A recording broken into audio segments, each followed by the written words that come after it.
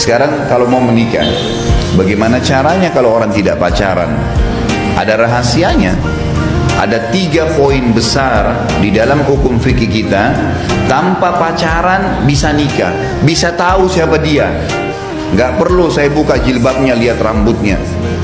Nggak perlu harus tes dulu, cek dulu. Pacaran setahun nggak perlu. Gimana caranya? Itu sudah hukum syar'i. Allah turunkan dari langit.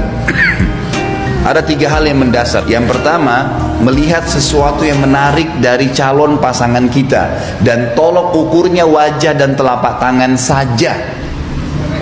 Itu hukum syar'i begitu. Wanita kalau dinazar dilihat wajah dan telapak tangan. Itu tolok ukur. Kata ulama fikih, ini ilmu fikihnya ya, bukan dari saya. Hukum agama menjelaskan wajah itu memberikan simbol dari kepala sampai ke perutnya, dan telapak tangan memberikan simbol dari kemaluan sampai ke kakinya. Itu sudah rahasia umum di kalangan para ulama. Artinya hukum bukan rahasia lagi ya, hukum agama begitu. Kata Nabi SAW, lihatlah sesuatu yang menarik dari calon pasanganmu. Dan Nabi SAW menyuruh boleh melihat wajah dan telapak tangan. Itu tolok ukurnya saja. Artinya itulah yang akan sering kelihatan. Telapak tangan itu punggungnya, punggung telapak tangan ya maksudnya. Bukan bagian dalam tapi punggungnya.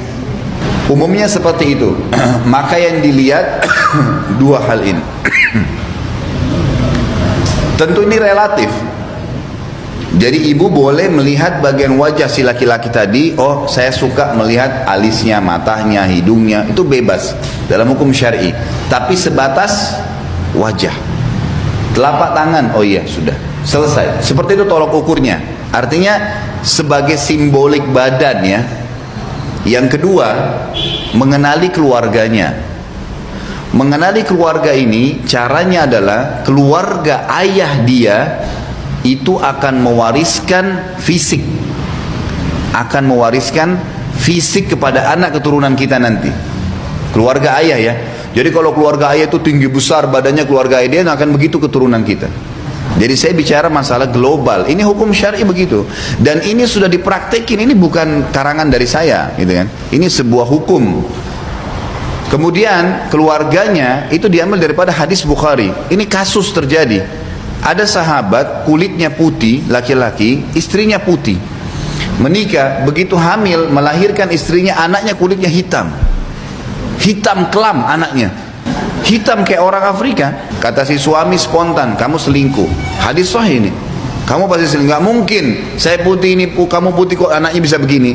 Kata istri, demi Allah tidak ada yang sentuh saya kecuali kamu. Ributlah 2 hal orang ini sampai kepada Nabi Muhammad SAW. Waktu Nabi SAW sampai berita ini, beliau dapat wahyu. Beliau tanya si laki-laki, kamu punya kakek hitam seperti ini nggak? Kata si laki-laki apa? Ada, dan masih hidup orangnya. Kata Nabi, ini keturunannya itu. Artinya apa? Makanya sering kita temukan ibu sama ayah beda wajahnya dengan anaknya. Sering ketemu nggak? Ini dari kakek-kakeknya, dari keluarga, dari pihak ayah, ibu atau ayahnya. Ini hukum ya, hukum syar'i. Artinya apa? Allah memberikan gambaran kepada kita seperti itu. Ada anak yang mirip ke ibu ke ayah, tapi yang jelas umumnya secara fisik cenderung kepada keluarga ayah. Kalau karakter umumnya turun dari keluarga ibu. Karakter. Saya mau menikah dengan seseorang, gimana caranya saya tahu sifat-sifat umumnya? Maka lebih cenderung dilihat kepada keluarga ibunya. Keluarga ibu itu mewariskan karakternya. Oh, keluarga umumnya ibunya itu dosen, guru-guru, pedagang. Oh, orang baik-baik, keluarga baik-baik. Sudah, itu sudah umumnya. Jangan bicara substansialnya. Umum, secara global sudah begitu. Karena nanti kalau kita bicara substansial, bisa saja anak ini terpengaruh dengan poin yang ketiga. Harus satu sama yang lain berhubungan ya.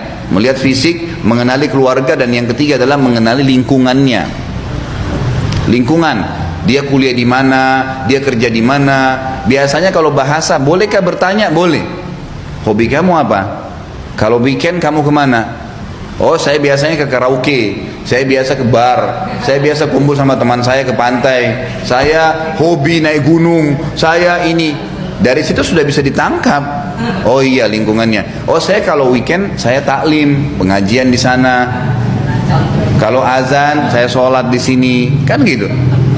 Lingkungan membentuk. Siapa yang mengatakan? Nabi Muhammad SAW.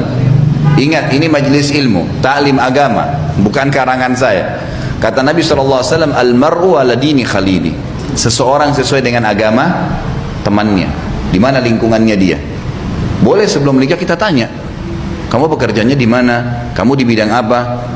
Oh, saya biasa, saya kerja rentenir.